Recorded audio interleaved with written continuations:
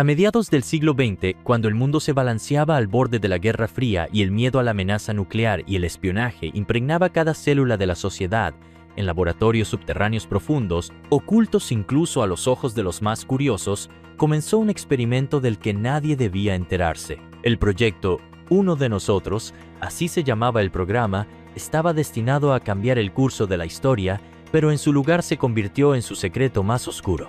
Mi nombre es Jack y aquí vamos. Todo comenzó con una declaración increíble que en 1952 hizo el científico estadounidense, el Dr. Elias Graves.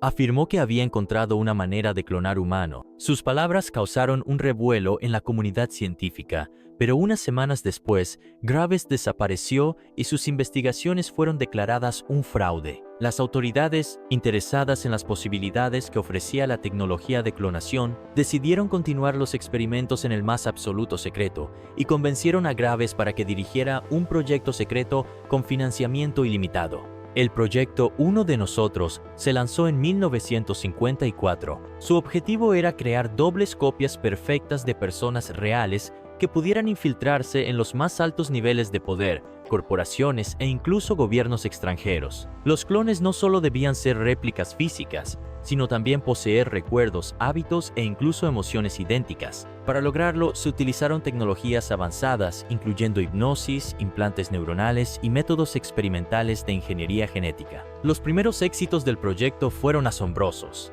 Los clones creados en los laboratorios eran tan perfectos que incluso los familiares más cercanos no podían distinguirlos de los originales. Uno de los primeros clones, introducido en los círculos gubernamentales, logró ascender al puesto de subsecretario de Defensa.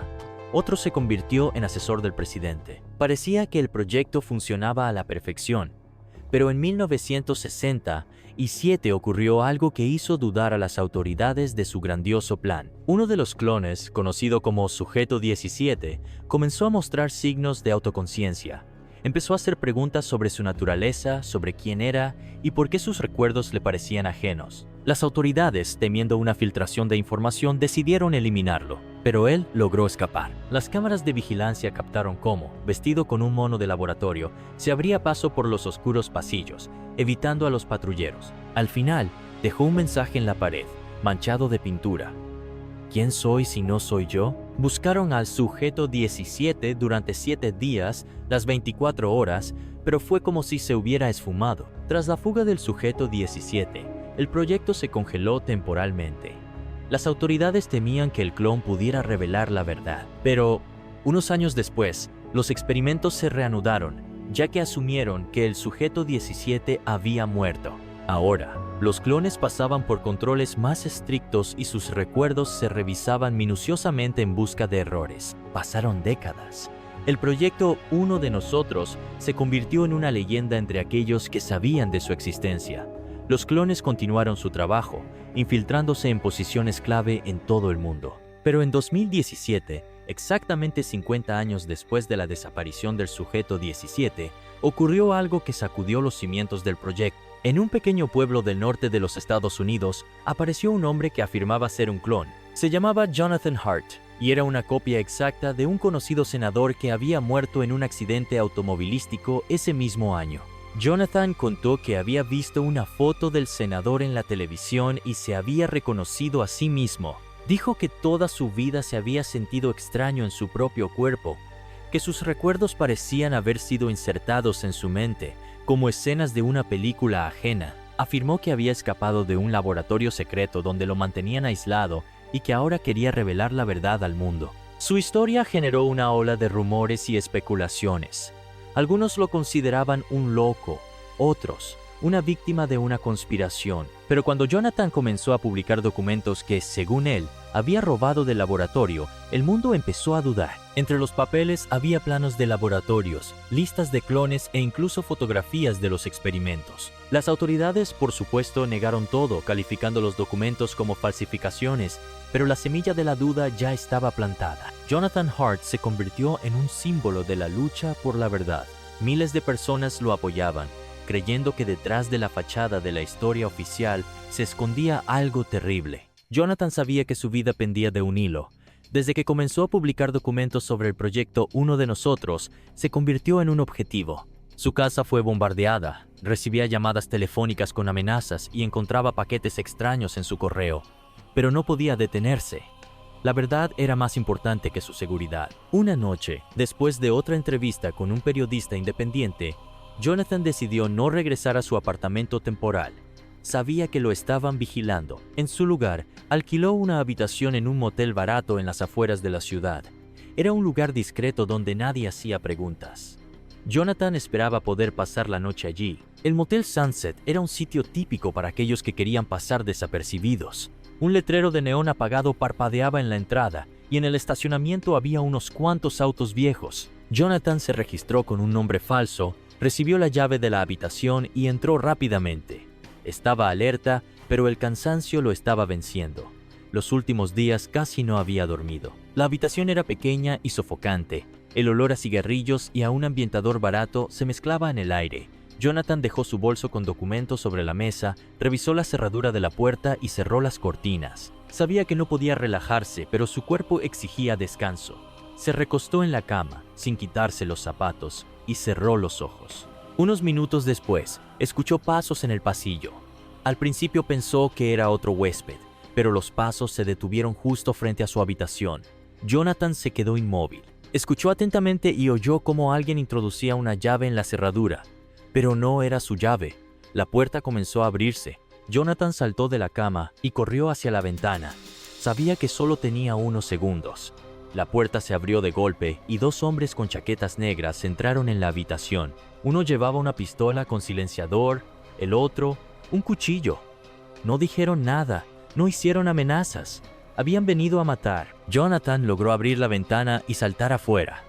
Una bala pasó rozando su cabeza, rompiendo el vidrio. Cayó sobre el asfalto, sintiendo un dolor agudo en la pierna, pero no se detuvo. Sus perseguidores ya estaban tras él. Corrió hacia su auto, pero se dio cuenta de que era una trampa. Las llantas estaban pinchadas. Corrió hacia el bosque que comenzaba detrás del motel. Las balas silbaban a su alrededor. Una de ellas le rozó el hombro. Jonathan apretó los dientes y siguió corriendo. Sabía que si se detenía, moriría. El bosque estaba oscuro, pero se guiaba por los sonidos.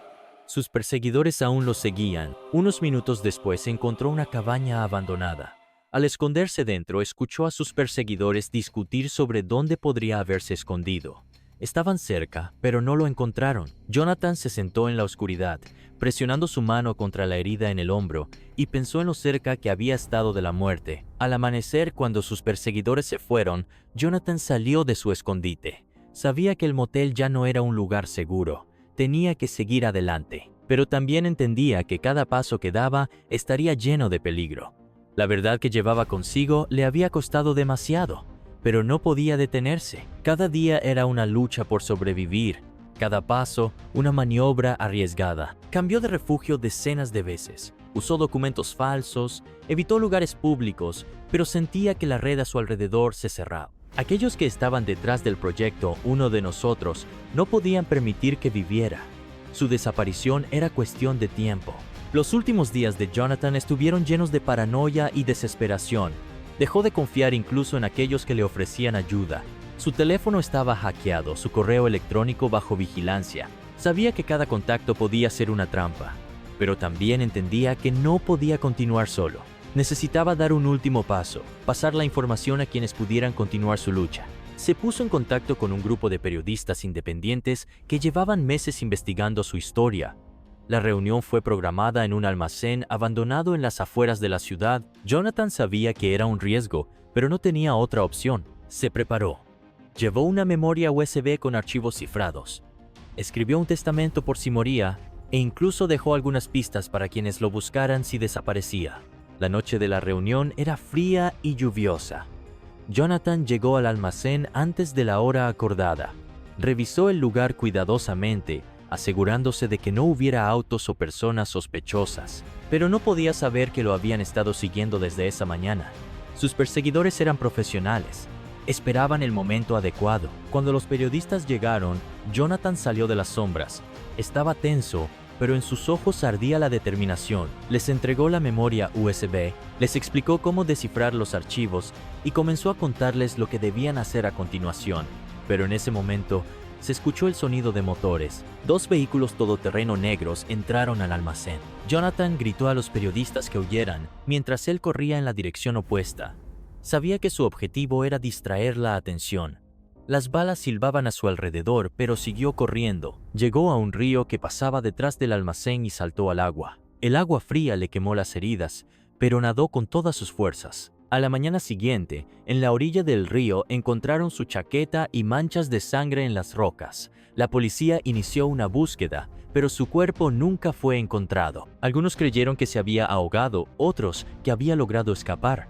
Pero quienes conocían la verdad entendían que su desaparición había sido demasiado cuidadosa para ser una coincidencia. Los periodistas a quienes les había entregado la memoria USB publicaron parte de los documentos. Esto generó un nuevo interés en el proyecto Uno de Nosotros, pero sin Jonathan, la investigación llegó a un callejón sin salida. Su último mensaje, enviado unas horas antes de la reunión, decía: "Si están leyendo esto es porque ya no estoy, pero la verdad sigue viva, encuéntrenla". Nadie sabe qué le pasó a Jonathan. Algunos dicen que lo mataron, otros que volvió a ser parte del proyecto. Pero su historia permanece. Es un recordatorio de que detrás de los bastidores de nuestra realidad puede esconderse algo que nunca podremos entender. El proyecto Uno de Nosotros sigue existiendo. Los clones aún están entre nosotros. Pueden ser tus amigos, tus colegas, incluso miembros de tu familia. Y quién sabe, tal vez tú también eres solo parte de su experimento. Pero la verdad la sabremos solo dentro de 50 años. O nunca. Y Jack estaba contigo. Adiós.